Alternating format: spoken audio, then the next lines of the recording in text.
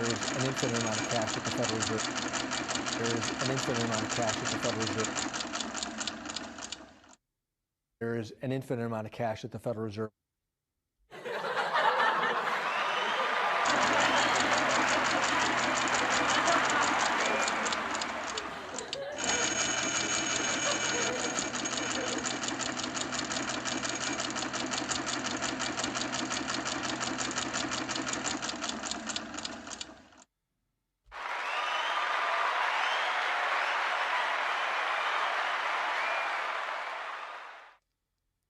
Good morning, Bitcoin. Today is Tuesday, June 30th, 2020.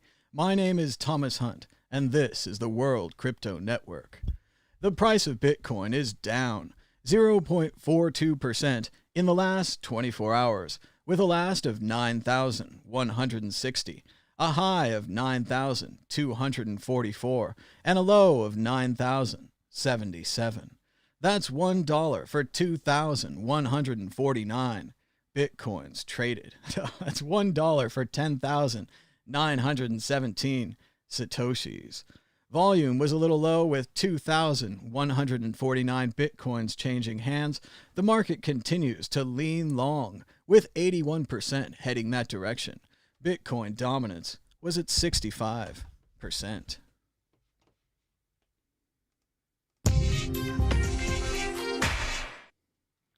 Supposed to do that earlier, actually. And now, a reading from Principa Discordia. You know everything's going to go wrong when you start reading Eris, right? That was a mistake from the beginning. But we knew that. But let's find out what we know about Eris, which turns out to be not very much. The Romans left a likeness of her for posterity. She was known as a grotesque woman with a pale and ghastly look, her eyes afire, her garment ripped and torn, and as concealing a dagger in her bosom. Actually, most women look pale and ghastly when concealing a chilled dagger in their bosom. Her genealogy is from the Greeks, and is utterly confused. Either she was the twin of Ares and the daughter of Zeus and Hera, or she was the daughter of Nyx, goddess of the night, who was either the daughter or wife of Chaos, or both, and Nyx's brother Erebus, and whose brothers and sisters include death, doom, mockery, misery, and friendship. And that she begat forgetfulness, quarrels, lies, and a bunch of gods and goddesses like that. One day, Mal too consulted his pineal gland and asked Eris if she really created all of those terrible things. She told him that she had always liked the old Greeks, but they cannot be trusted with historic matters. They were, she added, victims of indigestion, you know. Suffice it to say that Eris is not hateful or malicious, but she is mischievous, and does get a little bitchy at times. And now, continuing our Eurasian studies. The cough button works again. The Law of Fives. The Law of Fives is one of the oldest Eurasian mysteries. It was first revealed to the good Lord Omar, and is one of the great contributions to come from the hidden temple of the Happy Jesus. POEE subscribes to the Law of Fives of Omar's sect, and POEE also recognizes that the Holy 23, 2 plus 3 equals 5, that is incorporated by Ascipicos, Dr. Mordecai Malignicus, KNS, into his Discordian sect, the ancient illuminated seers of Bavaria. The Law of Fives simply states that all things happen in fives, or are divisible by multiples of 5, or are somehow directly or indirectly appropriate to 5. The Law of Fives is never wrong. In the Eurasian archives is an old memo from Omar to Mal II. I find the Law of Fives to be more and more manifest, the harder I look. A quick reading from Principa Discordia by Malcalypse the Younger.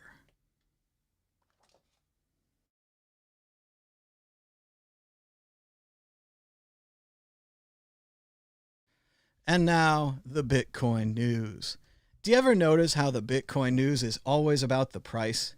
Like all these scientists and computer scientists work so hard to create this amazing store of value that can send value all over the internet, even pseudo-anonymously, but all we seem to care about is the price. Have you ever noticed that?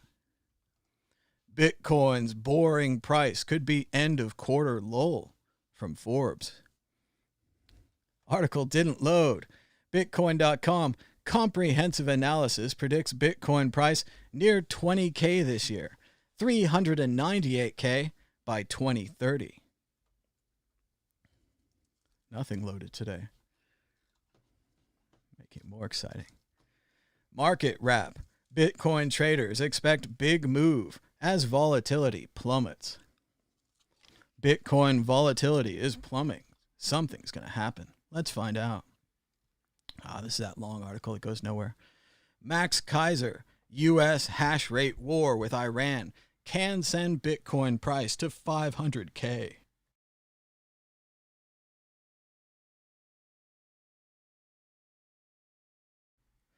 Of course, Max Kaiser said last week, by the time the price of Bitcoin hits 500,000, you'll have to pay 20K for a sandwich. Bitcoin's ROI since 2015 outperforms 5 major indices by 70 times. Bitcoin's return on investment from 2015 to 2020 puts the digital asset far ahead of many traditional markets. Bitcoin closes in the green Sunday to end longest daily losing run in 6 months. Yes, it's been 6 months since Bitcoin had a 5-day losing trend, all the way back to December of 2019. And this means something? PayPal deal won't drive Bitcoin price higher. Top banks say gold may see a record rally by 2021. Why Bitcoin can too. According to the bank's research paper, a paper entitled June 2020 edition, Bloomberg Crypto Outlook. Researchers at Bloomberg said that the same forces supporting gold could positively affect Bitcoin, saying, the same forces buoying gold support Bitcoin, yet the supply of the crypto is more constrained. Adoption, by default, is the primary Bitcoin metric, and our indicators remain positive. The most secretive Bitcoin wallet just moved nearly $1 billion. Where has it gone? Another Bitcoin wallet. Gold versus Bitcoin. $2.8 billion fake bullion scam highlights Bitcoin's benefits. A huge corruption scandal involving Chinese loans backed by fake gold is reminding people how great Bitcoin is. If you have Bitcoin in your wallet, it can't be fake. If it's accepted by your wallet, it is Bitcoin and it can be sent to someone else. It's not the same for gold.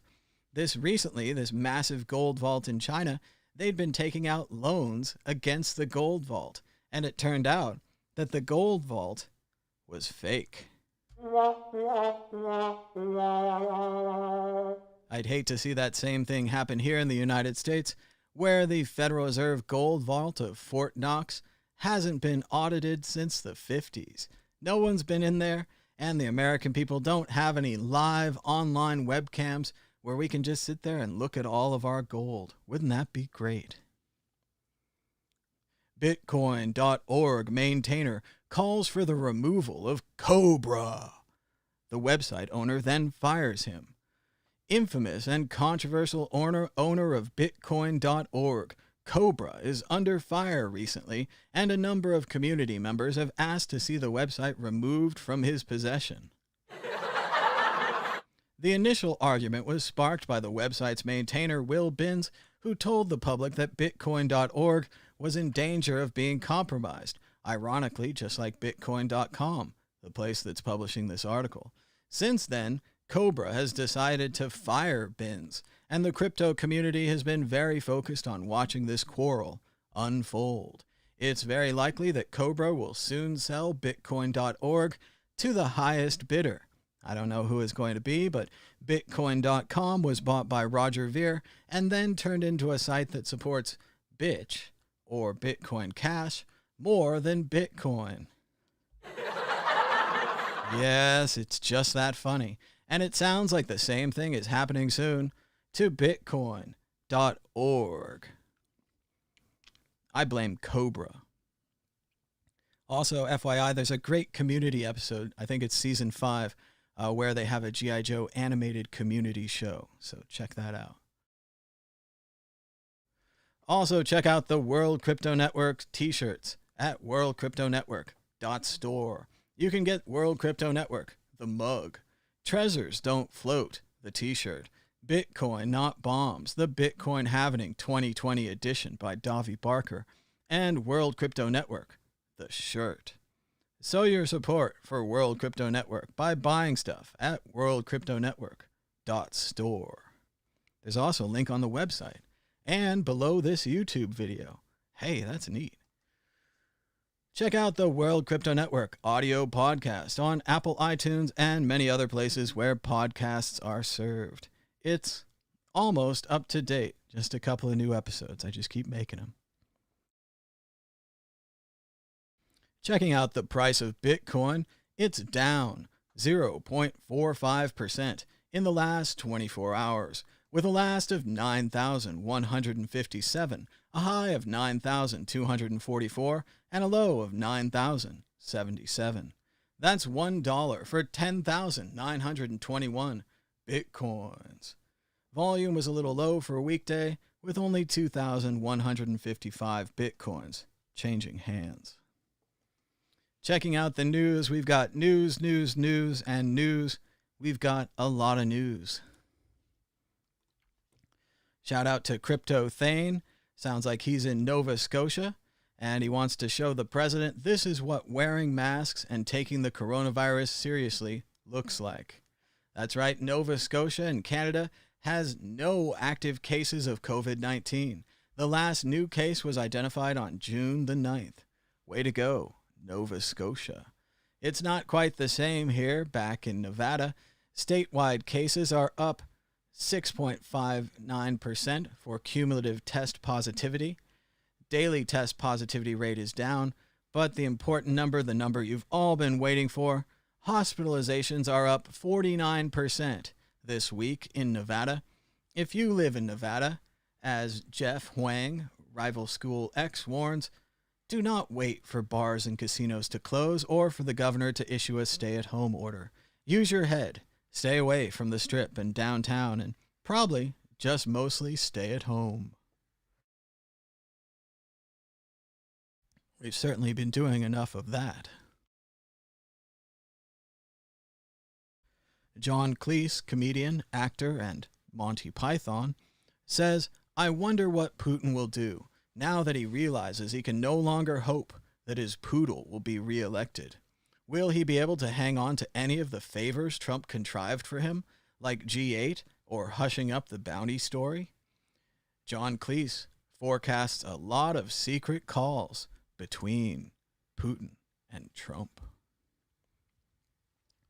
Caitlin Collins, CNN, writes, 7 lawmakers were just briefed on the reports about Russians offering bounties to Taliban-linked militants to kill U.S. troops. They only briefed Republicans. There's nothing to see here. They're just giving the red team a head start on the blue team. Meanwhile, this weekend we learned that Trump knew that Russia was paying Taliban troops to kill Americans. He was briefed, and he did nothing. Now, Republicans are doing nothing to bring Trump to account. It's like we're surrounded by traitors. Check out the 83 tons of gold bars used as collateral but turned out to be nothing but gilded copper. This is why we use Bitcoin. Yes, but remember, many of the Bitcoin exchanges right now claim not to use fractional reserves, but they won't let us see their reserves. We don't know if they're fractional or not. Be careful when using Bitcoin exchanges. Another hilarious tweet and joke about our friends Ken and Karen who protected their house with a machine gun. That's right, they went out on the lawn to protect against protesters who weren't even there for them, didn't even have anything to do with them. They were walking by their house to get to the mayor's house. But they drew all the attention on themselves, and now they're internet stars. I'm sure this turns out great for them. Check out this hilarious image. It says, "I just wanted to grill." It kind of has a Miami Vice vibe to it. The House Judiciary Committee is proposing to finalize a system of inherent contempt to punish administration officials who stonewall their investigations. Could have done this last year. Might be too little too late, but it's good to see steps going in the right direction. It's still been 3 days and Trump hasn't made a statement condemning Russia or Putin. He knows now, and he still hasn't done anything about it. It's almost as though he owes Putin money. I wonder. The exodus from the Trump economic team continues. The acting chair of the White House Economic Council is gone. The senior White House economic advisor is gone. Deputy Director of National Economic Council, senior White House negotiator with Congress, and the top Treasury official overseeing the nation's banks. It's almost like all the rats are fleeing a sinking ship. Look for more of this soon. Crypto Graffiti writes, the 83 tons of fake gold bars, he's got a better name for them. How about shit bars? Yes, shit coins and shit bars. We still had a pretty major fire right here in Las Vegas, out in the country near the city. They used tankers to drop fire retardant on the Mahogany Fire. This tanker flew all the way in from St. George, Utah. Isn't it amazing how the states help each other out in times of crisis, and yet we still have a national government to take care of things when we have crises? It all work together. And wouldn't it be a great idea to shoot fireworks off the top of Mount Rushmore in a few days? Even though local officials have warned, please don't shoot fireworks off. It's the middle of the dry season. Everything just might catch on fire. But, you know, the boss wants a good show.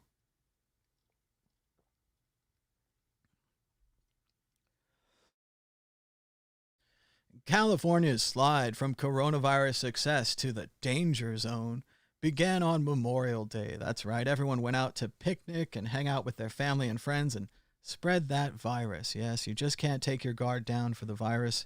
It's everywhere, all the time. The White House is briefing people on the Russian murder of U.S. troops today. Only Republicans are invited. This is obviously part of the cover-up. Trump's a traitor. Always has been, always will be. And check out, we've got some hilarious new images here as the couple everyone loves to meme continues to pay off with all the great jokes. Yes, I moved the buttons around and I don't know where the buttons are. Check it out right here. We've got giant Karen fighting a line of troops in the desert. She's rocking that boat from left to right. There she is with some Spanish conquistadors, showing that anger. And there's one more threatening a line of Iraqi tanks. They look quite scared. I think it's quite effective. Matt Gaetz said, "In America, your job is illegal. You're locked in your home. Borders don't exist. MS-13 lives next door, and the police aren't coming when the mob arrives. This is all of us." But really, Stone Kettle writes back to the representative from Florida, "Actually, this is you right now in Trump's America. Frightened clogs, scared of their own shadows, drunk, armed to the teeth with weapons they don't know how to use, endangering the lives of others while defending racism and hate. This is your America, Matt. Own it."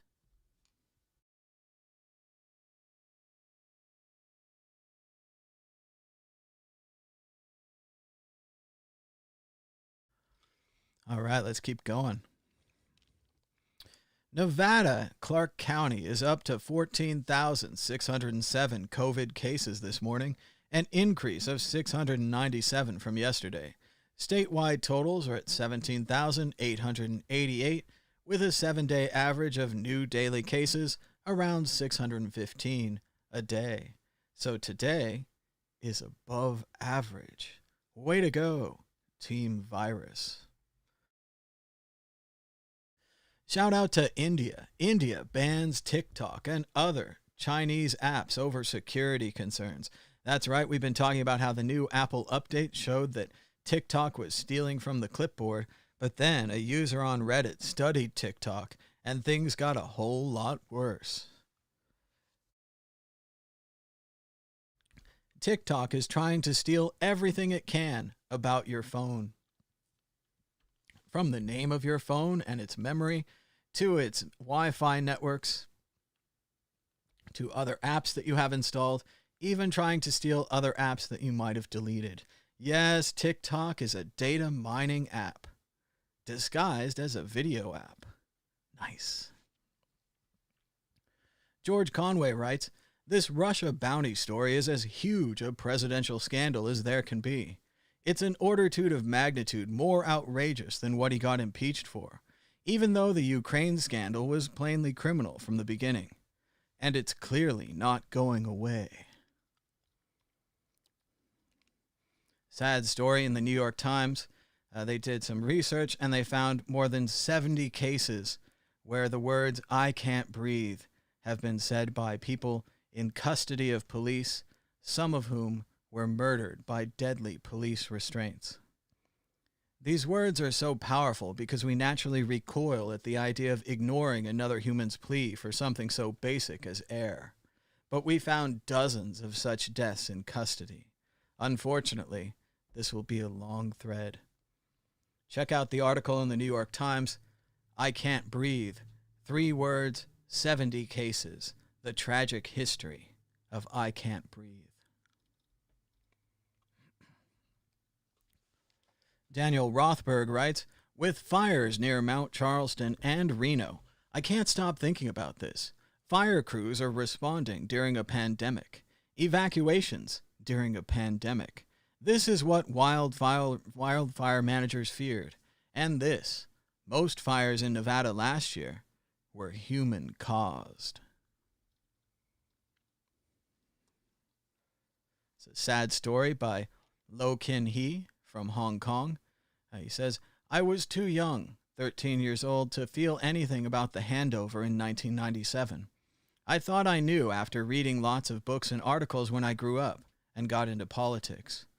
I only find out this month that I actually knew nothing.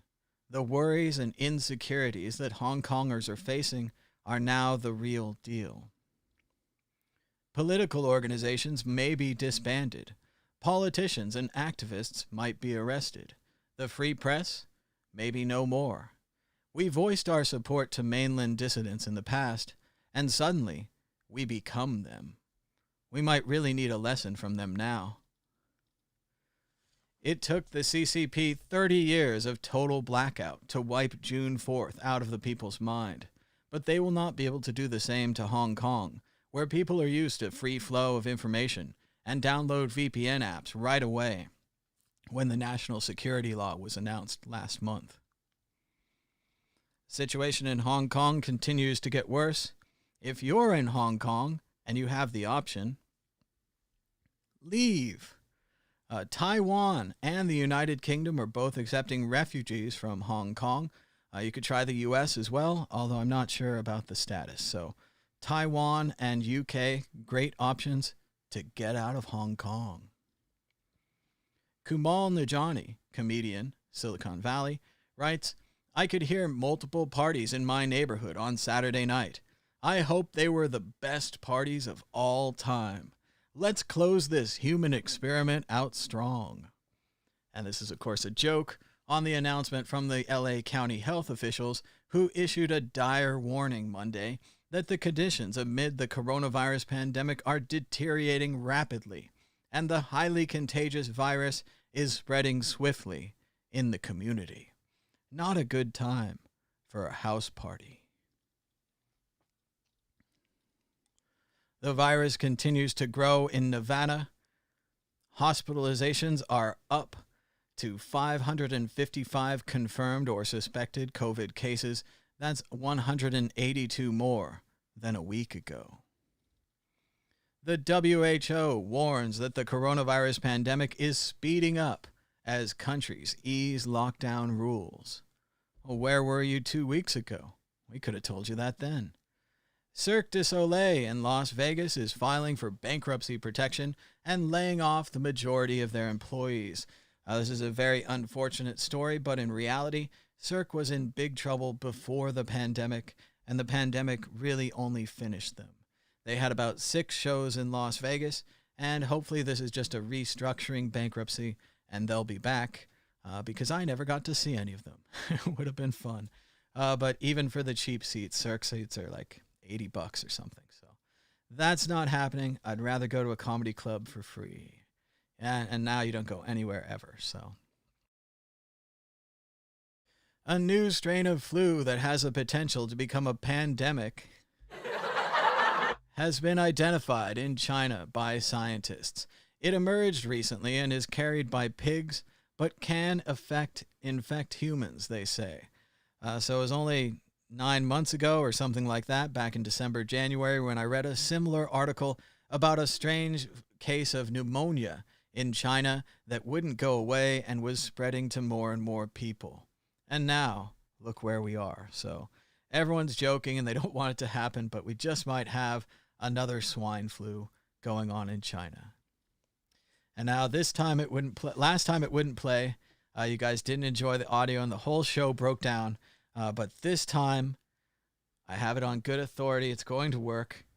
So here's Tammy Duckworth, Senator from Illinois, speaking in Congress today on C-SPAN 2. Let's give it a try. Saying that Trump administration officials are prone to lying is like saying they're prone to breathing. But there are 2 possible scenarios before us. Both are damning for the man who is supposed to be in charge. The first is that Trump was never actually looped in. In this case, ignorance isn't exculpatory. I didn't know that our adversary was helping kill American troops because no one told me is not an excuse for the commander-in-chief of the greatest military on earth. It is in fact a confession of incompetence. If he was truly never told, then that means that his own staff either believes he's so compromised by Russia or they consider him so counterproductive to the running of the country that they thought it necessary to hide critical information about our national security from him.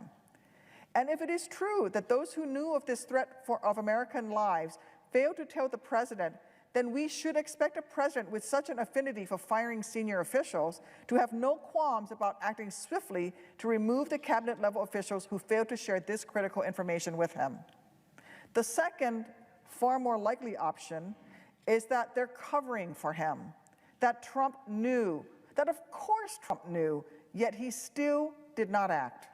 That this America First president went right on placing Russian interests ahead of American lives, kept on acting as Putin's lackey, trying to score Russia and invite back into what would be the G8, even as he learned that they were working with terrorists to target our troops. Then, when the news finally broke on Friday, he decided to lie about what he had known all along, focus more on protecting his own personal reputation than protecting the troops sacrificing for our country overseas on his orders. Well, at least one American service member is reportedly dead as a result of these bounties. And while he spent his weekend golfing, lying, and making sure the buck stopped anywhere but with him, our troops in hotspots around the world were forced to wonder whether they might be next, whether a bounty might be placed on their heads tomorrow, and whether President Trump would even care enough to respond if that was the case. Of course, we all know the president did have a response this weekend. He went golfing. Yes, that's right. The president went golfing. What a great response that was. There was an abortion ruling a couple of days ago. Pretty surprising stuff. John Roberts, conservative on the court, joined with the liberals to keep the right of abortion. Yes, that's right. It was right down to the line, but Roberts said that the same question had been asked 4 years ago, Thus, it became precedent, and Roberts did not overturn precedent. Meanwhile, Justice Kavanaugh, just appointed by Trump and voted yes by Senator Collins from Maine, voted no. He voted with the conservatives, ignoring stare decisis and recent precedent. Never forget that Susan Collins lied to you about Justice Kavanaugh. The president spent the weekend golfing. I wonder what that did for the coronavirus. Oh, it looks like it's going almost straight up. Almost straight up, and the president's golfing. That makes me feel really confident in the government. If the U.S. goes from rich, world-straddling colossus to floundering, dysfunctional, developing nation in just a few decades, it will be one of the most spectacular instances of civilizational decline in world history. And it might just have kicked off with the coronavirus.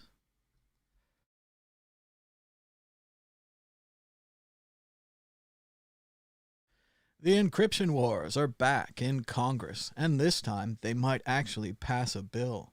Right now, we rely on secure technologies like never before.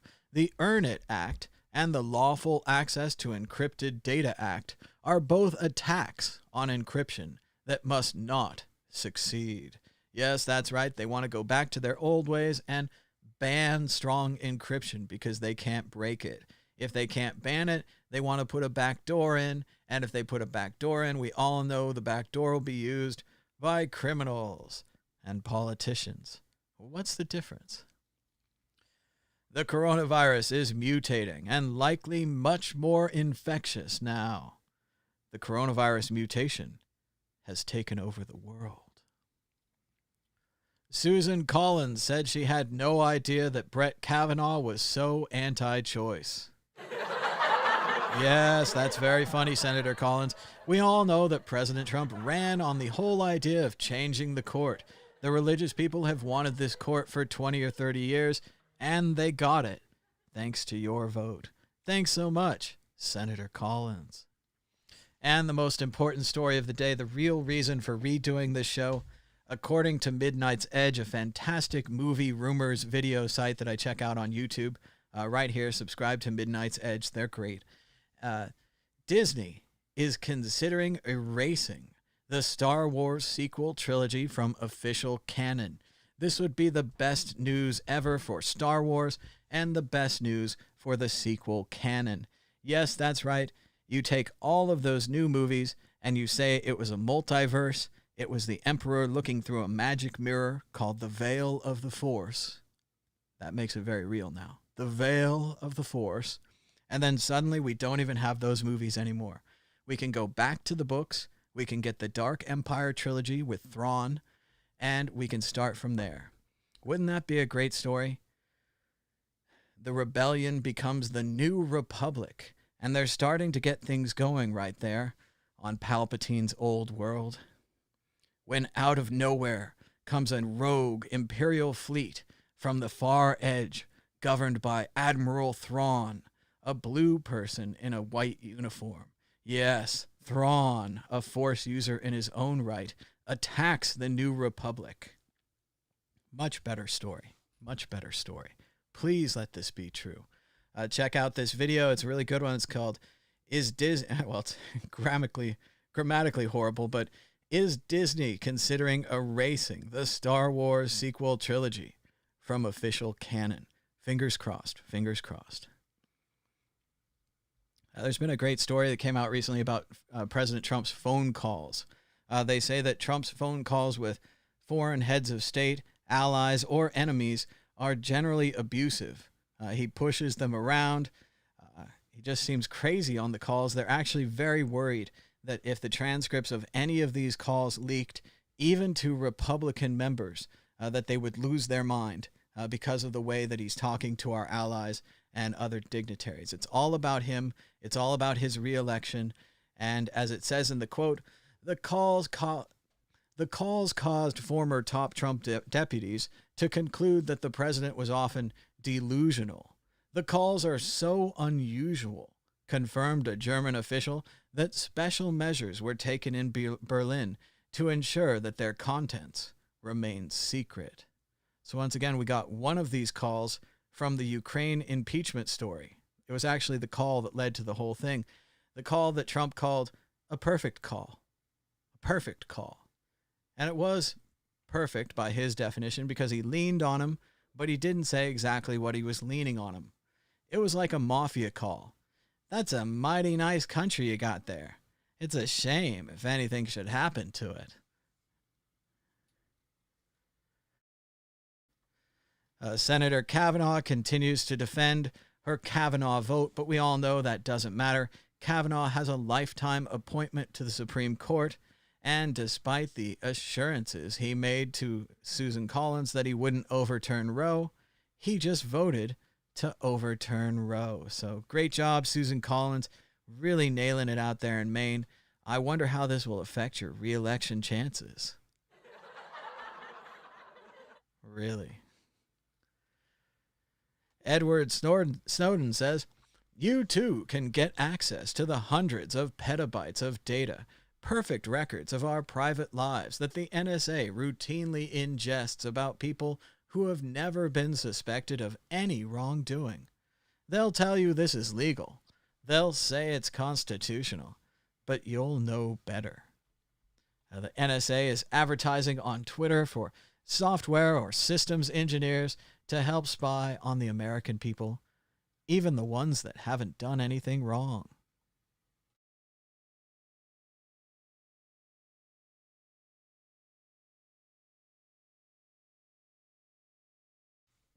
All right, let's keep going. Breaking new research from Xinjiang uncovers evidence of birth prevention and mass female sterilization in China of the Uyghur minority.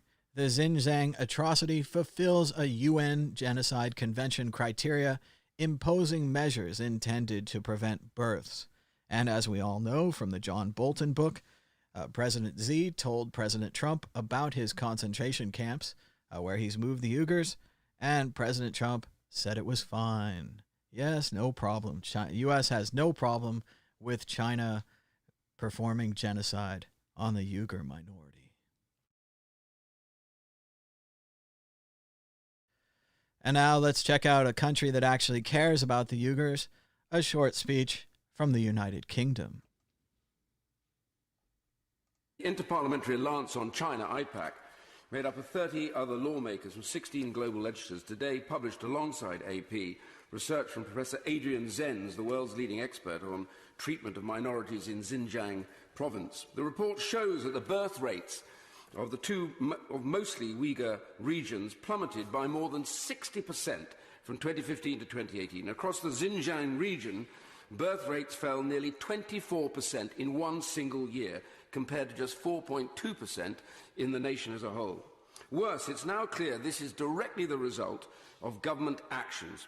For unearthed documents, these are government documents, mandate that birth control violations that come about due, and I quote this, due to the influence of extreme religious thinking should be, quote, dealt with severely, and those unable to pay fines should be dealt with through coercive measures. These are in the documents, and including internment. Now, Mr. Zen's paper concludes that these are part of a statewide crackdown which includes mass sterilization of women. This report corroborates the many horrific personal testimonies many of us have heard. The Genocide Convention maintains that birth prevention targeted at minority groups is indicative of genocide, and the Convention binds individual states to act, not just rely on the international judicial system. Therefore, does my right honourable friend agree with me that the Uyghur people have been and are victims of mass atrocity crimes? I ask that the Foreign Secretary go to the UN and call for an independent inquiry, but I also sadly recognise, Mr. Speaker, that there are ways to deal with this through the UN are almost certainly going to be blocked by China. So given that likelihood, will my right honourable friend at least get the UK to make its own legal determination after weighing up this new evidence? Of course, the world wants to deal with China, but cannot continue as business as usual while this sort of blatant... And that really is the question. Can we just continue with business as usual with China when they're committing genocide on the Uyghur minority? I also love the House of Parliament there. Isn't it great there? My good old friend, my right honorable friend. They have the nice language for talking to each other. It's even better when they say it more sarcastically than it was said there. Let's see. Putin's GOP is trending now in the United States. And here's a video from earlier, unfortunately from Las Vegas. It's a bit of a palate cleanser. Last time the sound didn't work. I think it's a much better video with the sound. Let's take a quick look and let's relax with some less serious news watching this girl trying to refill her car. Already did this once. She already did this once. She just drove. Okay. So she knows that now. Well, this is the second time she's done this. So she should now drive so that it's on the driver's side. The tank is on the driver's side. The same side as her, right? Yes. Okay. But she pulled a circle last time. No way is she gonna do it again. Now she's gonna back into the right.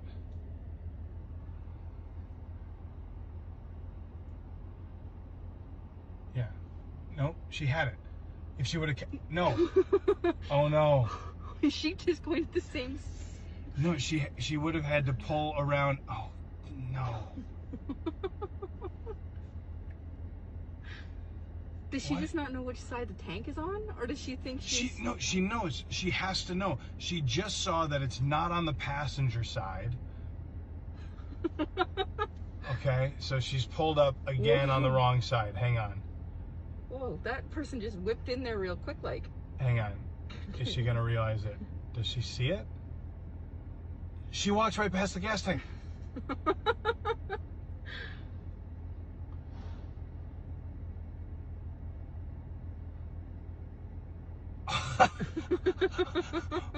Okay. So now she's got it. Now she's got it.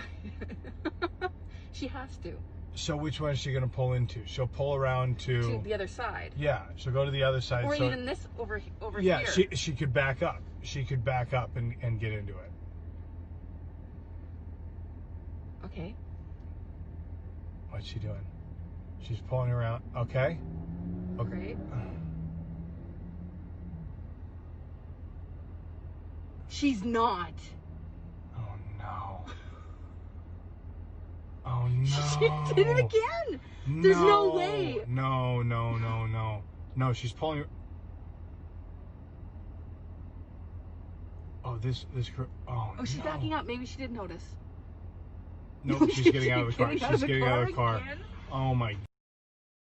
Unbelievable. 3 tries, and they said she did it a 4th time before then. So pretty embarrassing to Nevada and our education system. For her defense, I'm sure she thought that something was wrong with the pumps, that it wasn't a problem of where she was putting the car, but somehow that pump was incompatible with her car. And if she just tried another and just tried another, unfortunately, the video ends there. We'll never know if she successfully puts gas in her car. But shout out to Las Vegas there, though. Those are our people. Jesus. Arizona governor is ordering bars, nightclubs, gyms, movie theaters, and water parks to close for at least 30 days over the virus. Better late than never. Again, the closing up that barn door after the cows have gone. Yes. Roger Stone has been ordered to report to prison in 15 days. Start the countdown. He's got a pardon incoming. Pardon. Also, check out that great documentary, Get Me, Roger Stone, 2017. It's probably on Netflix. I think I could watch it again. Gosh, it's so good. Even if it's not true. I don't know what's true anymore. No one knows. Stone Kettle writes, has the whole world gone crazy? Am I the only one around here who gives a fuck about the rules? Market 0. Next frame. Little Lebowski quote there. Keep you going. Senators will have access to intelligence on the Russian bounties on U.S. troops, but why are they only getting it now? Why wasn't the Gang of 8 briefed on this months ago? If this information never leaked, the senators would still be in the dark. Especially unclear why they would brief our allies, such as the British, and not brief the senators. equal branches of government? The Russian bounty on Intel was in Trump's daily briefing in the spring, reports CNN, which means Trump knew and did nothing because he's a traitor. Trump should be removed. Hashtag Putin's GOP. Scott Dworkin. Aaron Rupar writes, either Trump didn't read it, which is bad, or he read it and did nothing, which is even worse. Those are also the title of Michael Jackson and Weird Al Yankovic's twin albums. Little 80s humor there. The intelligence on the Russian bounty plot was included in the president's daily brief earlier this year. They say it was on February 27th, might have even been briefed in March of 2019, and there was an attack later in April of 2019, a car bombing that may be linked directly to these bounties. Once again, we talked about this yesterday. There's records of everything, right? There's even a stamp that says, President has seen. And you stamp that on every document that the president has seen. Then it goes into a database. Documents that the president has seen. Why would you lie about this? It was this weekend, right? Just this weekend. It broke on Friday. They lied on Saturday. The lie lasted on Sunday. It broke on Monday that they had this intelligence. Now it's Tuesday. So what did it help? I guess it got them 2 or 3 days in a wag the dog type style. But still, there's 130 days till the election, something like that. Like, you're not going to make it 130 days on that lie. It's easily proven by the documentary evidence. Now, yes, I'm afraid that the next defense is it was in the president's daily brief. I was shown it. It was put in front of my face, but I didn't read it, which is not a good excuse. Then the question is, why didn't any of your people brief you on it? And then all of his people say, the president doesn't like negative stories on Russia, so we don't give it to him. And then it's like, what?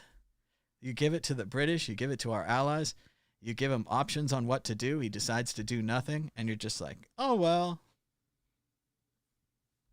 There's a lot more on this story. It's going to keep developing. I know people wanted it to go away. They were quoting me in the chat. They're like, the Taliban denies it. Russia denies it. The New York Times is fake news.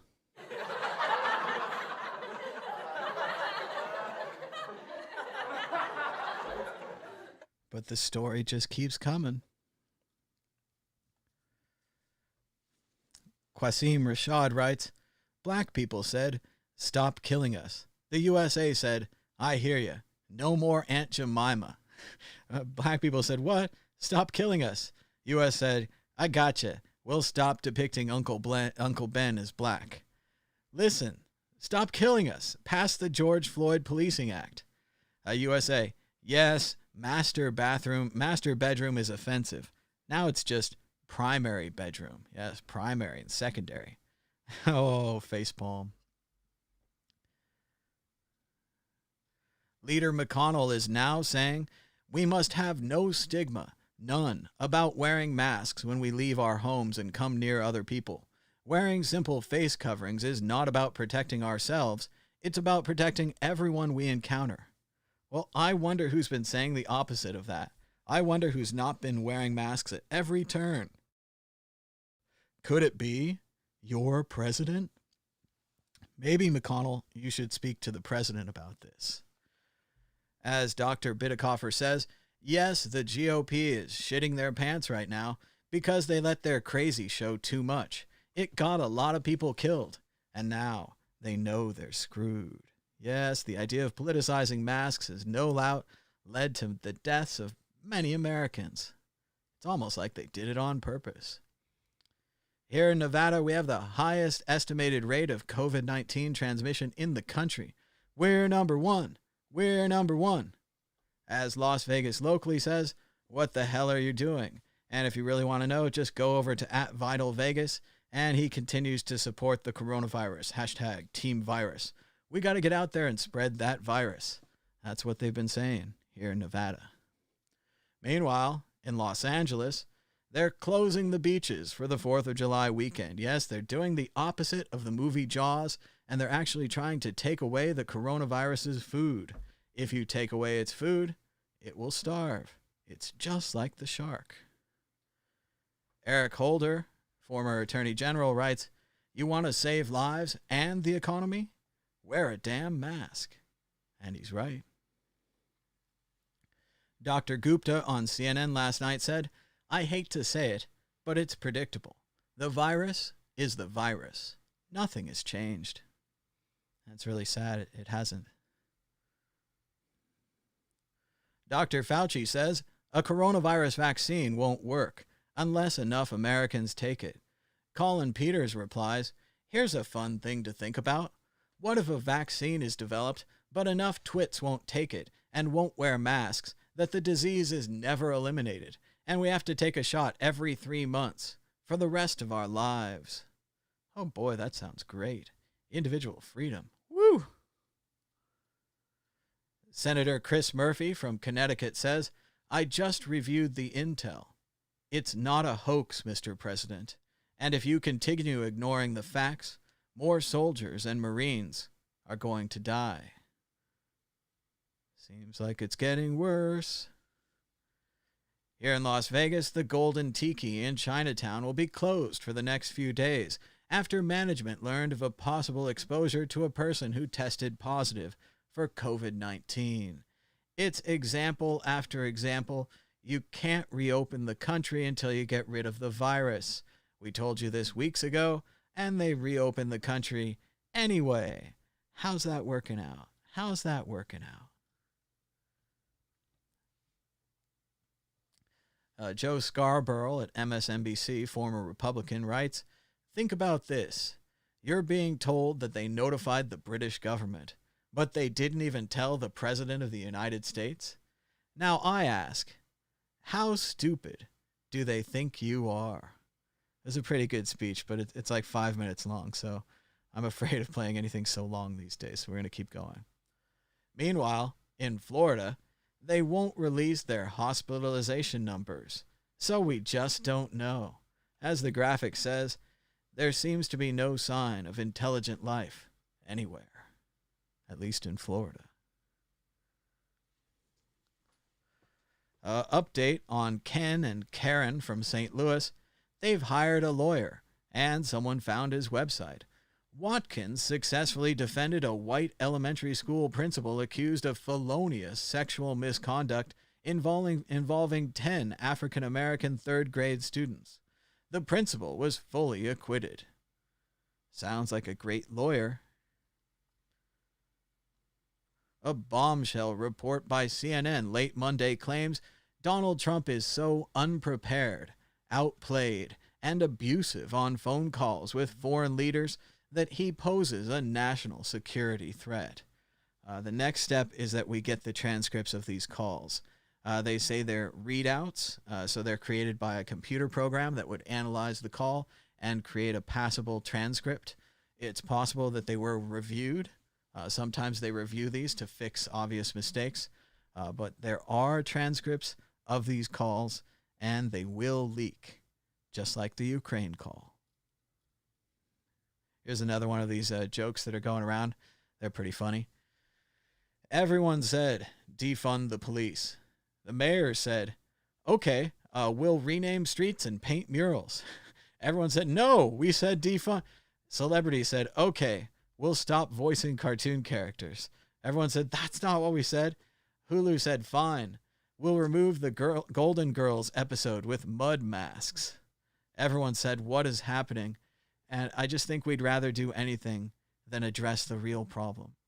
The real problem is so many times when the police are called on black people end up dead.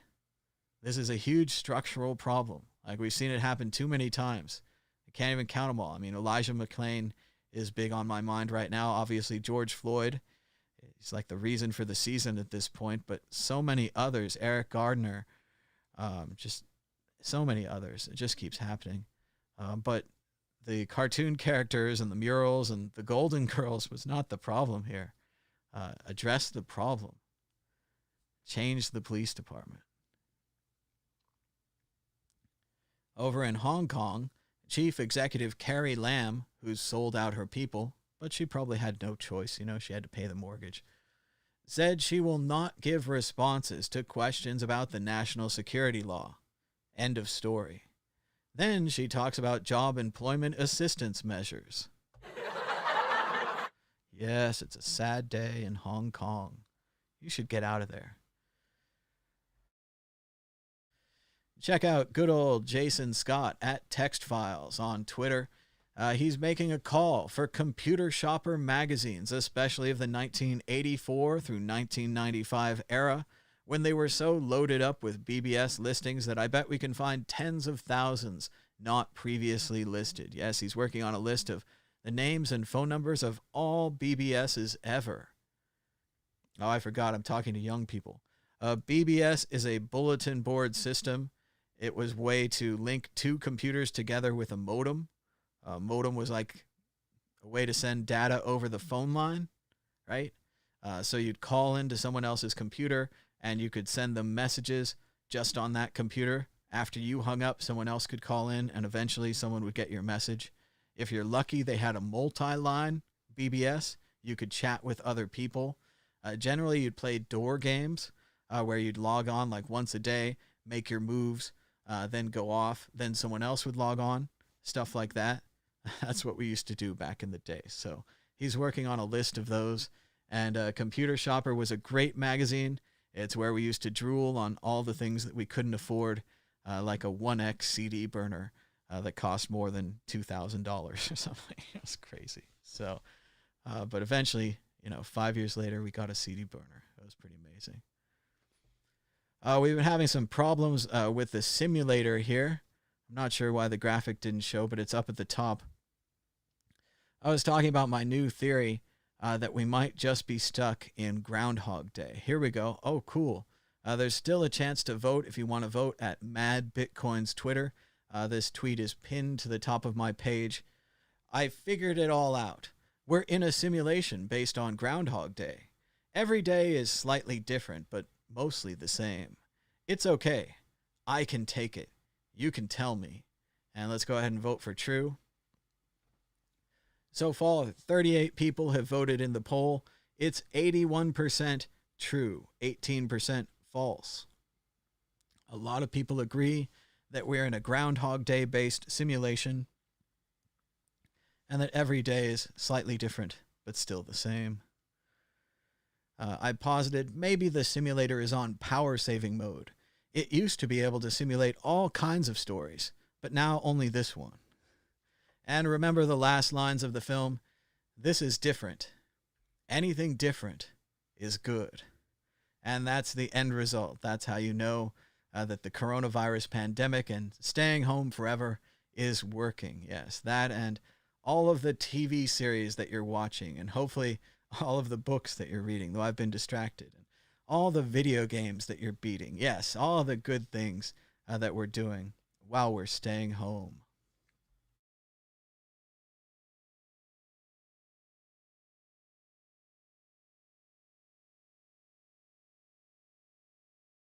Got to remember to stop and drink water. The Culinary Union in Las Vegas says that 19 members have died from COVID-19. Today, it filed a lawsuit against several strip hotels, alleging that they are not following health guidance or protecting workers. Yes, that's right. They knew that only the employees were wearing masks. They didn't require mask wearing for their guests. Thus, they exposed all of their employees to all of the viruses brought by their guests. This was a terrible idea on its face. You don't need to institute it to test and see what happened, but they did, and now 19 members of the Culinary Union are dead. The casinos are going to have to pay. This is a bad lawsuit for the casinos. Caitlin Collins from CNN writes, President Trump doesn't fully or regularly read the president's daily brief, something that is well known within the White House. He is instead orally briefed 2 or 3 times a week by intelligence officials. resist the urge to make an orally joke there. I'm just going to move on. So yes, the president doesn't read the briefing. This ignorance defense is going to be trotted out, and it's up to you. He volunteered to become president. He sought it out. He wanted to be this. Then he became it, and he doesn't even read the brief. They even say they'll adjust the brief. Some presidents like a longer brief. Some presidents like a lot of charts and graphs. Some like figures and facts. Other people like it to be told to them in a story, like a narrative, and they'll have someone write it for them. But not Trump. He just doesn't like to read at all, which has been quite a problem. I think they tried a pictograph version of the brief, illustrated, animated. They got some comic book guys working on it, but it's difficult to have a really fast turnaround on those. And then again, you can't trust the comic book guys with your top secret information. So it's very difficult to get somebody to draw a proper brief that he'll read. But even then, he doesn't read comic books either, so that wouldn't work. We've got a brand new ad from Act Blue. It's pretty strong stuff. It says #Trump kills Florida. And this political season is only getting started up. Let's look at this new ad from Midas Touch. Florida.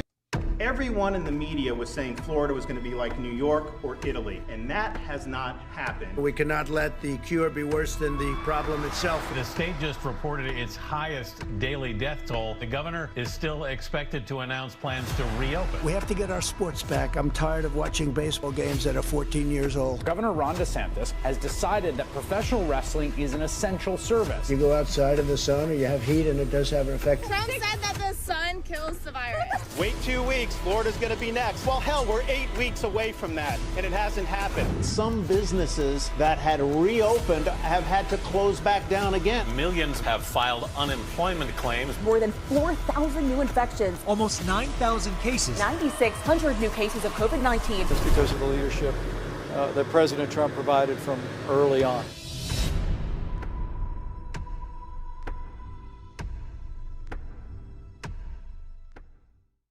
Everyone in the Another chilling negative ad right there from Midas Touch. Maybe some of the strongest advertising we've seen since George Herbert Walker Bush and the Willie Horton ad. I remember Willie Horton was released from prison by Governor Dukakis, and Vice President at the time, Bush, attacked Dukakis over and over again when it turned that Willie Horton had, I believe, raped and murdered a woman while he was out of prison. So negative ads have really expanded a lot since then, but wow, what a quick turnaround by Midas Touch. Actor Ron Perlman says, "I cannot believe this needs saying again, but Breonna Taylor's murderers are Jonathan Mattingly, Brett Hankinson, and Miles Cosgrove. One has been fired, and 2 are still being paid. Where are their arrests, prosecutions, and prison time? Justice for Breonna Taylor, who, as you recall, the police had suspected her boyfriend of some kind of drug crime. So because of that, they had broken into their house in the middle of the night and shot her like 7 times in her bed. It was all a mistake, a misunderstanding, but she's still dead." New information says that the White House was aware in early 2019 of intel indicating that Russia was secretly offering bounties to the Taliban for the deaths of Americans. That's a full year earlier than has been previously reported. Trump needs to be removed immediately. Here's another one of these. "We said defund the cops. Juneteenth is an official holiday. Okay, but the cops. We changed a syrup bottle. The cops? We're taking down old sitcom episodes. The cops? Recasting black cartoon characters. And what about the cops? Haven't we done enough? You sound a bit ungrateful." Much like Occupy Wall Street, it seems like the movement is losing their message and being ignored, which is really sad because they've been in the streets for weeks. What more could they do? It's always been clear. No justice, no peace. And it looks like the White House is going to have to come up with a fresh batch of denials because they were aware in early 2019 of the intelligence indicating that Russia was secretly offering bounties to the Taliban for the deaths of Americans. That's a full year earlier than had been previously reported. So this story is getting worse. Shout out to Amy Klobuchar. She says, I would rather put ballots in envelopes than voters in the hospital. That's a good point. Mail-in ballots is much safer. It sounds like Macy's is working on a terrorist attack in New York City. Macy's, the department store company, claims that they're going to set off fireworks for 6 nights in New York City, and they're not going to inform anyone. The displays will be unannounced to prevent gatherings. This is like this is an attack. So yes, unannounced random fireworks displays in New York City with no warning for a week. This is a great plan. They actually, it's funny, I just recall now, they had a 30 Rock episode about this very thing. What's his name? Jack Donaghy, the character played by Alec Baldwin, wants to set off fireworks in New York City, and he doesn't tell anyone, and he sets them off at night. And it was closer to the 9/11 attacks when the episode was released. But yes, there's absolute chaos, absolute chaos in the city. So they've already tried this on 30 Rock. But then again, I guess you don't watch many sitcoms if you're in the New York City government. I don't know. Strange decision to allow that. Yes, John Bolton briefed Trump in March 2019 about the Russian bounties. In assessing whether the bounties resulted in killings, officials are focused in particular on an attack on an American convoy that occurred in April 2019. So if the president had done something about it in March 2019, maybe we could have prevented the attack in April. That really gives you something to think about. Makes it very actionable, yes? The choice of doing nothing really didn't work out so well.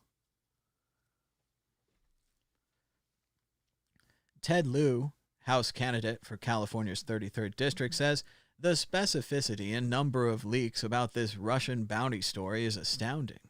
Why would that occur? His view is that there are Donald Trump administration officials who are horrified that the President of the United States has still taken no action against Russia, which paid people to kill U.S. troops. Almost sounds like an act of war, huh?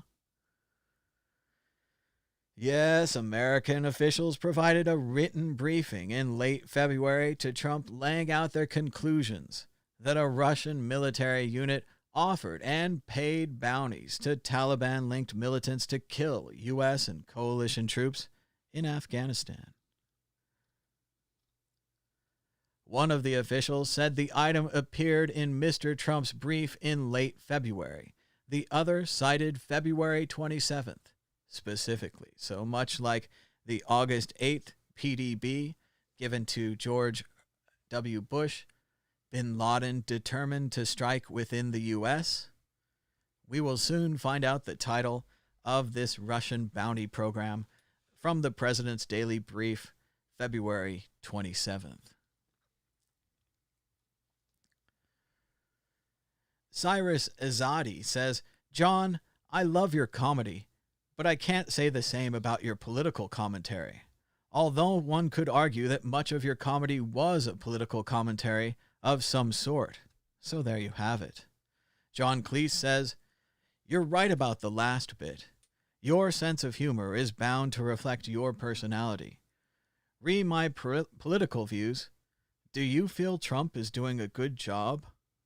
How do you rate his competence, his ability to absorb information, his decency, and his mindfulness? It's okay. You can think about it. I'll give you time. Do you really think he's doing a good job? Do you think he's competent? Do you think he absorbs information well? Do you think he's a decent person? Do you think he pays mind? Is he a mindful person? I wonder. Fantastic police reform out of Colorado. Definitely a state to watch. Colorado has ended qualified immunity. They're also throwing out any cop's testimony if they turn off their body cams at any point, and will assume malfeasance. Body cam footage cannot be edited and must be released in its entirety within 3 weeks of an incident. Fantastic from Colorado. This is a law. They passed this. It's over. It's done. Other states should follow suit. As we said earlier, Democratic Senator Chris Murphy has confirmed that he's seen the U.S. intel showing that Russia placed bounties on U.S. troops. He says it's not a hoax, and American lives are in jeopardy. Trump must resign.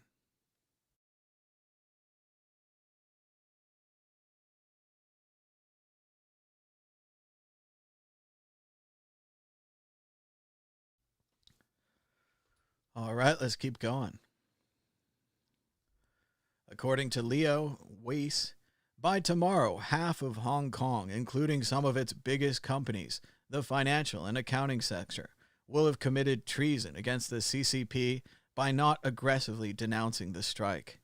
Beijing's wrath will be colossal. And this was from August 4th, 2019, saying that, yes, Beijing and the companies failed to respond to the umbrella movement and other movements in the street in China, in Hong Kong.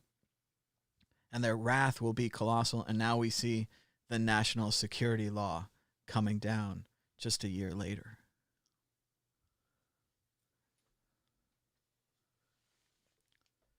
The subtext of the Carl Bernstein CNN article, yes, Woodward and Bernstein also responsible for breaking the new article about Trump's foreign phone calls being crazy and out of control. It says to Schooley that there are a lot of people around Trump who know that he's an existential threat to the country, and they're freaking out. That's scary. As he says, it seems like now would be a good time to band together and hold a press conference. But what do I know? If you have the goods, I'm not sure how you rationalize your silence as the deaths and suffering mount horrifically due to the ineptitude and corruption of one man. But I guess history is full of sniveling disappointments. Nice stuff from Schooley. Ian Desmond, formerly with the Washington Nationals, put out a major thread on Instagram addressing the current issues of racism in baseball and in America, and said that he will not be playing in this shortened coronavirus-threatened season.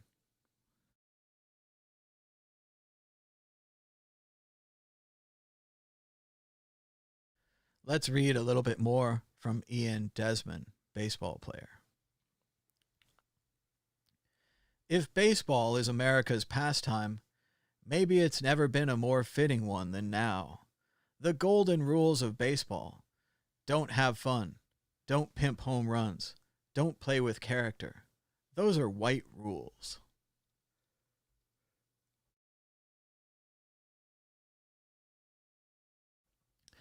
Desmond writes, in clubhouses, we've got racist, sexist, homophobic jokes, or flat-out problems. We've got cheating. We've got a minority issue from top down. 1 African-American GM, 2 African-American managers, less than 8% black players, no black majority team owners. He says, the image of Derek Chauvin's knee on the neck of George Floyd, the gruesome murder of a black man in the streets at the hands of a police officer, broke my coping mechanism. Suppressing my feelings became impossible. And I just want to read the closing. This was a pretty long Instagram piece. You should check it out if you want to know more of what Ian Desmond, apparently now an outfielder for the Colorado Rockies, says. He said, the COVID-19 pandemic has made this baseball season one that is a risk I am not comfortable taking. But that doesn't mean I'm leaving baseball behind for the year. I'll be right here at my old Little League, and I'm working with everyone involved to make sure we get Sarasota youth baseball back on track. It's what I can do in the scheme of so much. So I am. With a pregnant wife and 4 young children who have lots of questions about what's going on in the world, home is where I need to be right now. Home for my wife, Chelsea. Home to help. Home to guide. Home to answer my older 3 boys' questions about coronavirus and civil rights and life. Home to be their dad. A great message from Ian Desmond, outfielder for the Colorado Rockies. Scott Dworkin writes, all silent Republicans are in on it. Christopher Bouzet says, Trump's presidency is over. The question now is, will it take the November election to remove him, or will he be forced to resign? I predict we'll know as early as today which way the political winds are blowing. Joe Duman writes, just shut everything down. Suspend all mortgage and rent payments. Give everybody $2,000 a month regardless of employment or means, and call the rest of the year off. Otherwise, we're doomed. We knew this in April, but we pretended we could just wish it away. Joseph Fink, Healthcare is a Human Right, writes, stop trying and failing to figure out how to reopen businesses that can't be opened during a plague. Start paying those businesses and everyone else not to work until the plague is over. There is no other workable solution. And that's what pragmatism is. Pragmatism is trying to solve a problem with the tools you have. You don't try to solve it in an ideological way.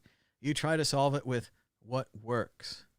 And this would work. The CDC says the United States has too much virus, way too much virus, to try to control the pandemic. We have so many different outbreaks. Just a stark reality check from the CDC's number 2 official, who has rarely been quoted on the pandemic. It's still amazing the way the CDC has been almost silent during this pandemic. They're supposed to be in charge of events like this. That's what we pay them for. Armin was walking around Mongkok, and he came across a depressing scene of this Hong Kong diner removing protest art and signs stuck to the outside just hours after the national security law passed. Hong Kong's freedoms are dying in real time.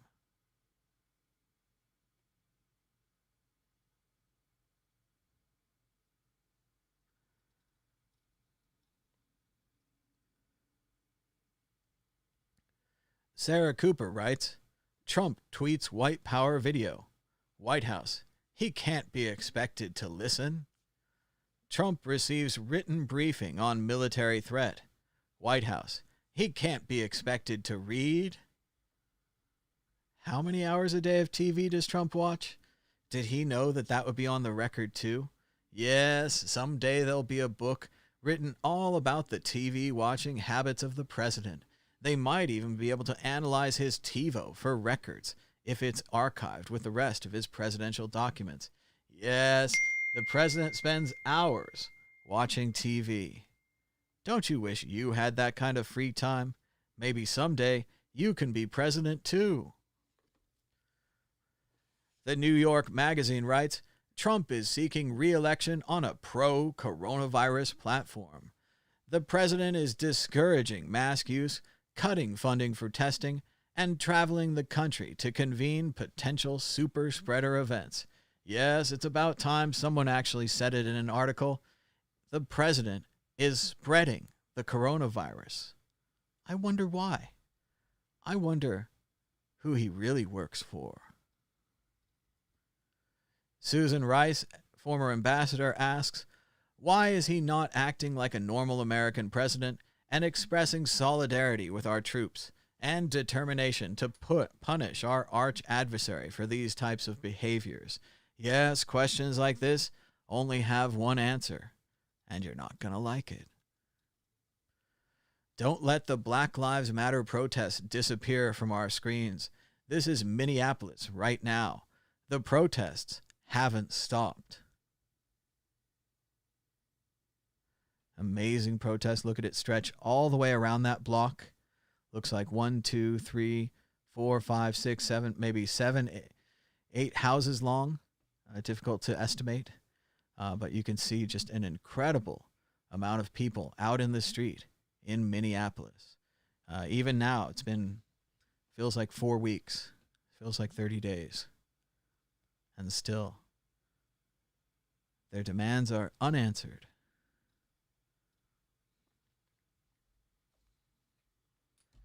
A new mutant variation of the COVID virus is potentially 10 times more infectious than previous versions. Yes, the virus is getting worse. And you knew it was going to happen. Shout out to Sci-Hub. Sci-Hub is the new open article database, similar to the original JSTOR article database created by Aaron Swartz.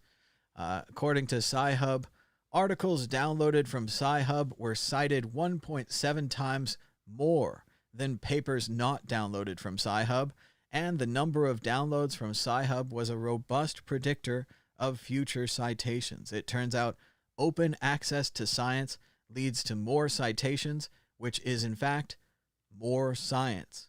All science should be open. No more closed journals. The nightmarish withdrawal of the key social support underlying modern parenthood is being presented as a fait accompli, rather than a worst-case scenario that the government is mobilizing to prevent. Yes, remote school is a nightmare, and few in power care.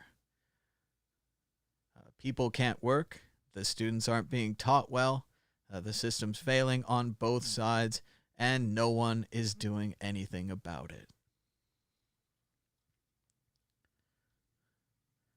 After 6 months and nearly 130,000 deaths, the Trump administration still has no plan to deal with the coronavirus. It's pretty interesting. We have the police problem, we have the coronavirus problem. Both of them need large-scale, big plans to solve them, and we have no plans. I wonder if they'll ever be solved.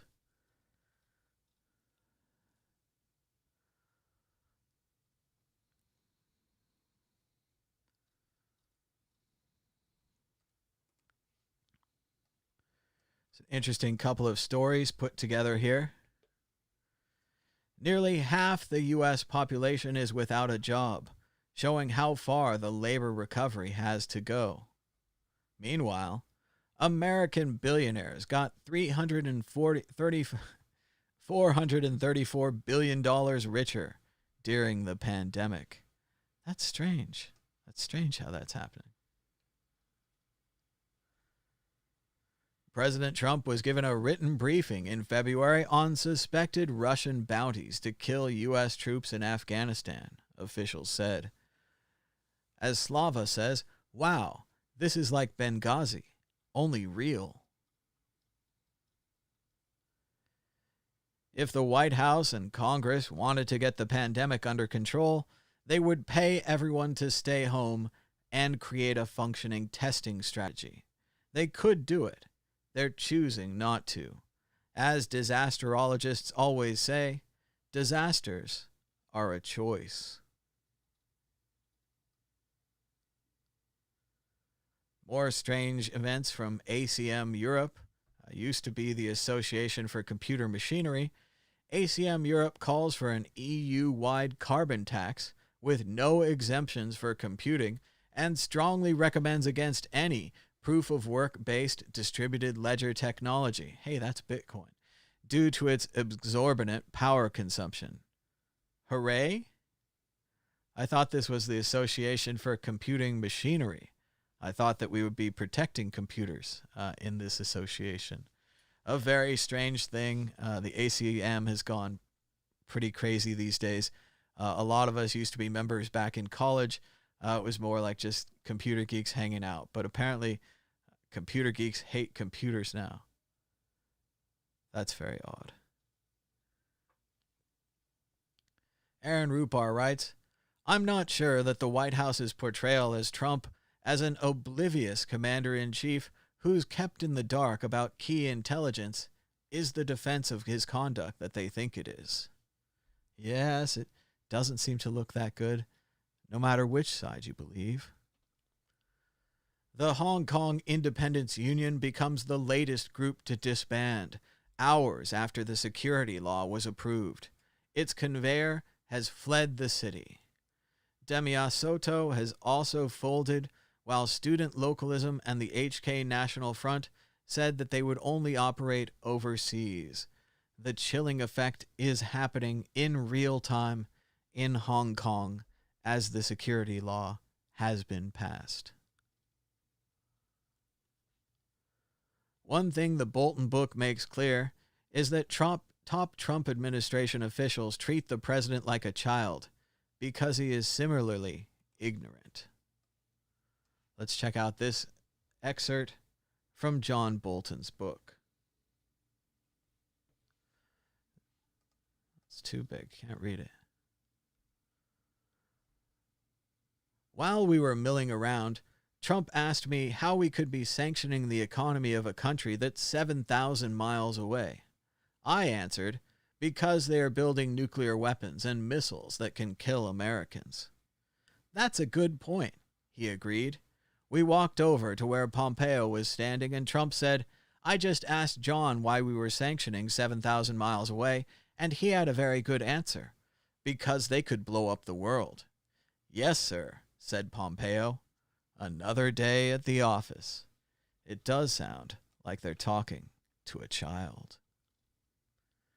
In highly classified calls with foreign heads of state, President Trump was so consistently unprepared, so often outplayed with leaders like Putin, and so abusive to America's top allies, some senior U.S. officials believe him a danger to national security. Story developing. Trump said on Twitter, we are tracking down the 2 anarchists who threw paint on the magnificent George Washington statue in Manhattan. We have them on tape. They will be prosecuted and face 10 years in prison based upon the Monuments and Statues Act. Turn yourselves in now. Stone Kettle writes, imagine if we had a president who was as outraged about police kneeling on a black man's neck as he is about some statue. It does seem very odd. Breaking news, Elliptic launches support for privacy coins Zcash and Zen. Genesis Trading will be using Elliptic's transaction and walleting monitoring solutions to prevent and detect illicit activity in Zcash and Zen. Great job, privacy coins, he said sarcastically. Yes, they're doing quite a great job. Michael Harriot writes, at least Russia didn't pay the Taliban to disrespect our troops by kneeling during the anthem. Yes, at least there's that. Attorney General Barr says there's no systemic racism in policing. Our data says otherwise. Analyzing data from 100 million stops between 2011 and 2018, researchers used a veil of darkness test to see if black drivers made up a smaller share of stops after sunset. They found strong evidence that police were racially profiling drivers for stops and searches. Carl Reiner has passed away at 98 years old. Carl Reiner, the father of Rob Reiner, a classic comedian, and we're going to talk more about that here in the next few minutes. Here's a video that Carl Reiner did in 2016 in support of the election, but it still really rings true today. Let's check out Carl Reiner with an excellent message. I'm Carl Reiner. I'm 96 and a half years old, and I've seen a lot of things in my lifetime. I lived through the Great Depression. I served in World War II in our fight to defeat fascism. I've seen the invention of television and performed on television even before my family owned one. But what I've never seen is the American people being lied to every single day. And about everything.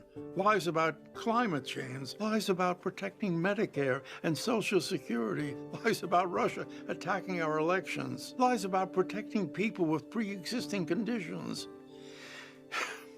In my 96 and a half years, I've seen a lot of things, but the one thing I cannot bear to see is America being destroyed by racism, fear-mongering, and lies. Fortunately, there is something we can do about that. On November 6th, we can vote for elected officials who will hold this president accountable. And after we've done that, my personal goal will be to stick around until 2020 and vote to make sure we have a decent, moral, law-abiding citizen in Washington who will make us all proud again to live in America. On November 6th, vote.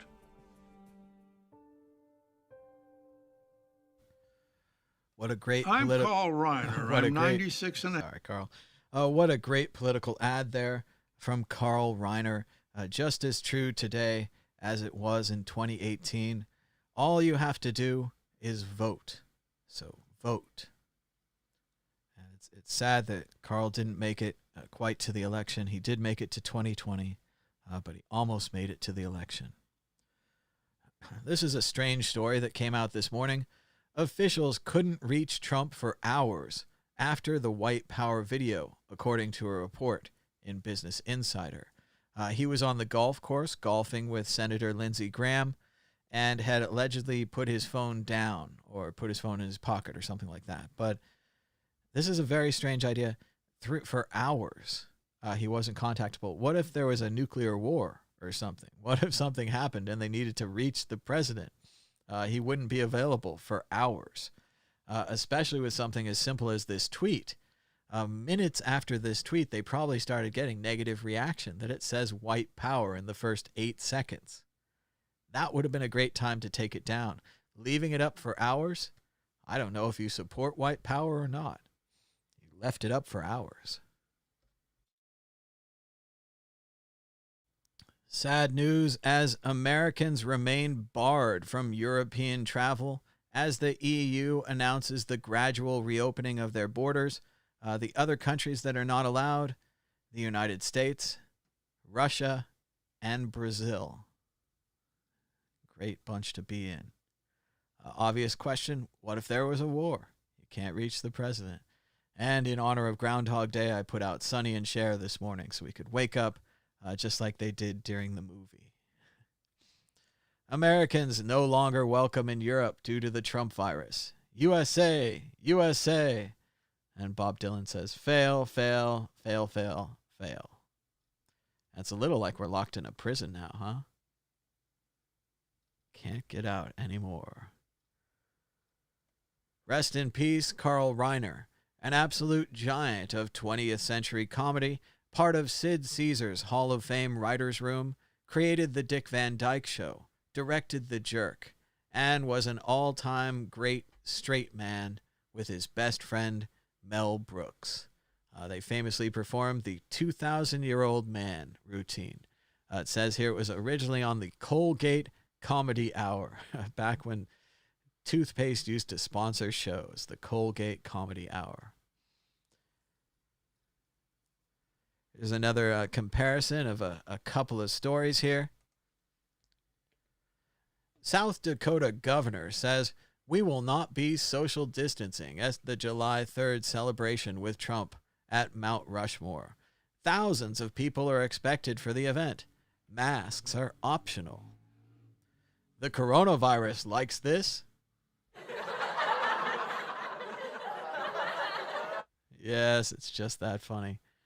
Representative Adam Schiff spoke, saying, I find it inexplicable in light of these public allegations that the President of the United States hasn't come before the country and assured people that he'll get to the bottom of whether or not Russians are putting bounties on the heads of troops.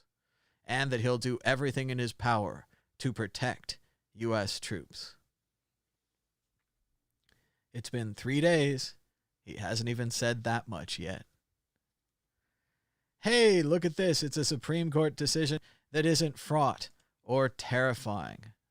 Let's check this out. It was an 8-1 decision, and it settled the case of Booking.com. Yes, you can trademark a .com. Booking.com is a generic name for hotel service, and you can trademark the term Booking.com. But you can't trademark booking. Booking is a generic term. Interesting stuff from the Supreme Court. Good to see a 8-1 decision.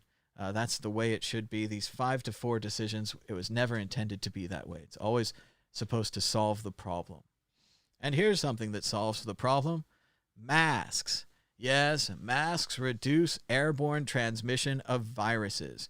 Infectious aerosol particles can be released during breathing and speaking by normal asymptomatic infected individuals. No masking maximizes exposure, whereas universal masking results in the least exposure. Yes, we see right here, the infected asymptomatic, that's a fancy word that means sick but not showing any symptoms, is spraying out tons of virus right here. This person is protected a little bit because she has a mask. This person gets maximum exposure. Meanwhile, if the sick person is wearing a mask, there's only minimal exposure to the person wearing a mask and minimal exposure to the person not wearing a mask. So it's better to wear a mask. It's just that simple. Please wear a mask.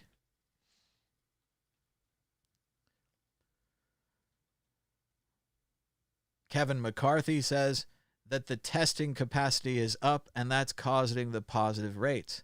But Trump and McCarthy are lying. The U.S. coronavirus test positivity rate has been steadily trending upwards for 2 weeks. It just keeps getting worse.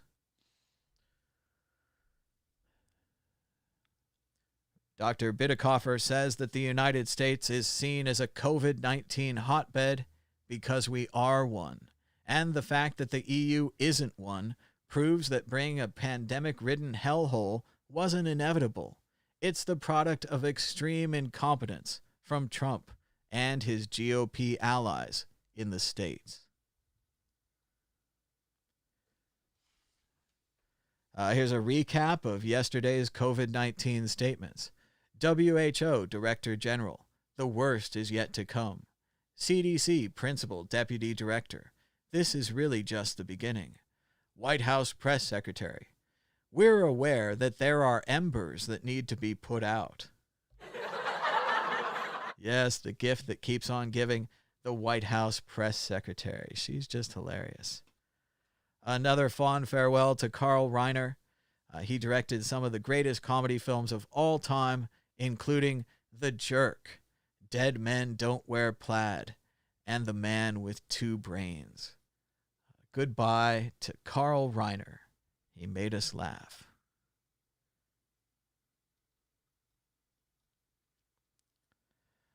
Dr. Fauci says that he's concerned about what he's seeing in several states.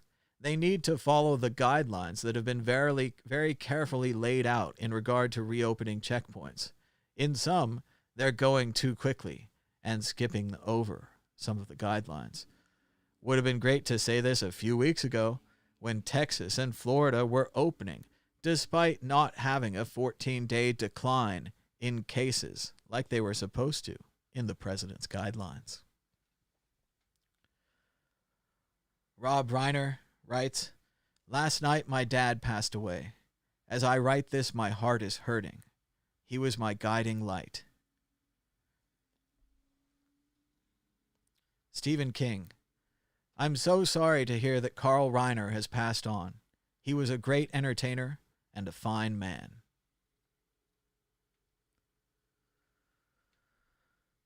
Robert Reich says, we are the pitiful pariahs of the world.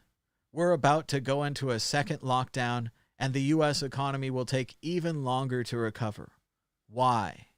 Because Trump wouldn't and couldn't do it right the first time. Sarah Silverman, so sad to hear about Carl Reiner. Not only did he make my favorite TV shows and movies, see Where's Papa, but his humanity was beyond compare. His heart was so full of love. He never left his house empty-handed. Book, space pen, Swiss Army knife. Rest in peace to a man that embodies the word Mensch. Carl Reiner.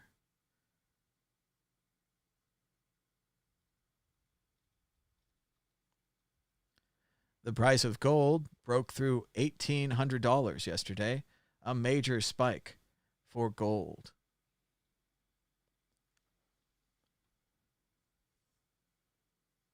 Senator Conran says the excuse for Trump on Russia is that the president can't single-handedly remember everything that he's briefed on.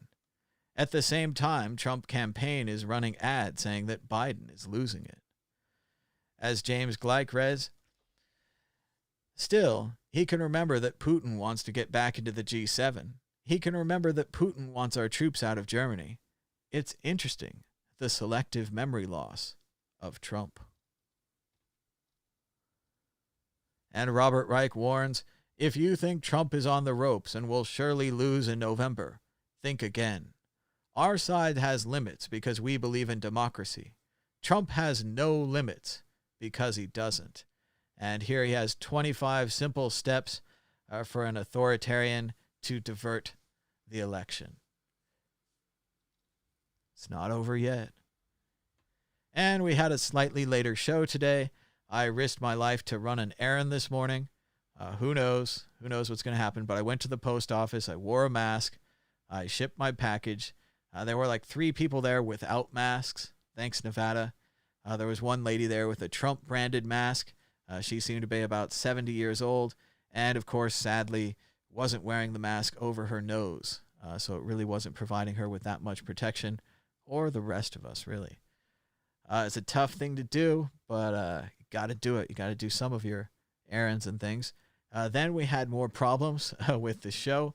I think I had the webcam mic selected in Open Broadcaster instead of the board, so it wasn't playing any of the sound effects, and you can hear me coughing and sneezing and clearing my throat and everything, which really, I'm not that sick. I mean, I talk for like 2 hours straight here, and sometimes I don't get to take a glass of water or something.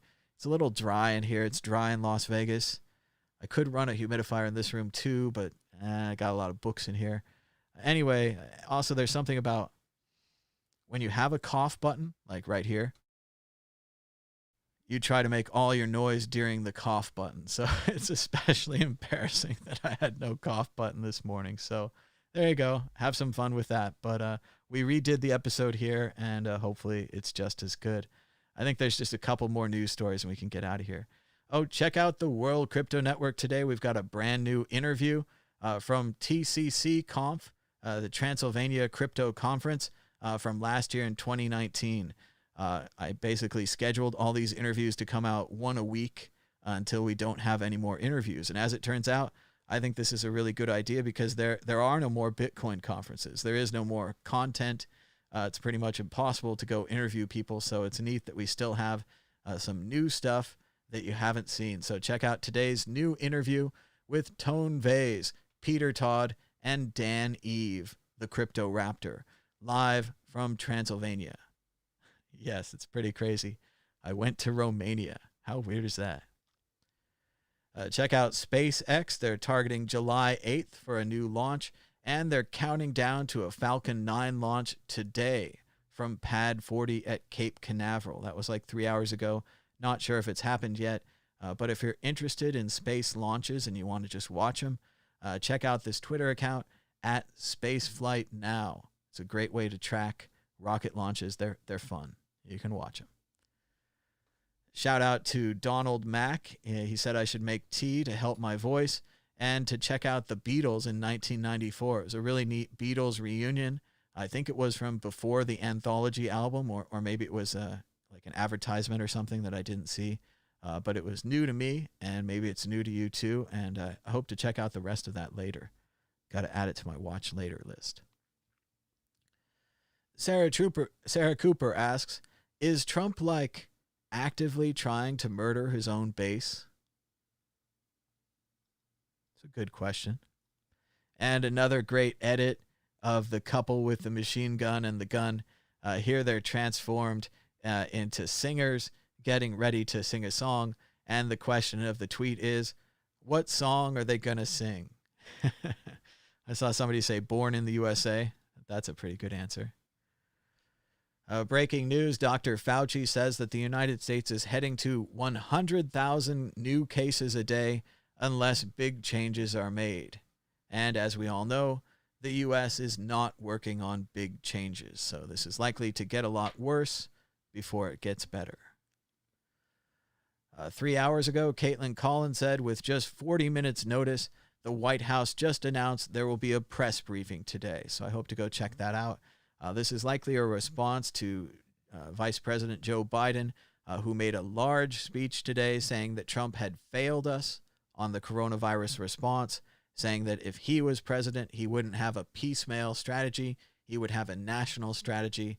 He said that everyone should wear a mask, and even more telling, as he walked off the stage, he walked about 5 feet away from the stage, picked up his mask from out of his pocket, put his mask on, turned, and waved to the press. Yes, Vice President Biden is not hiding that he's wearing a mask, unlike Trump.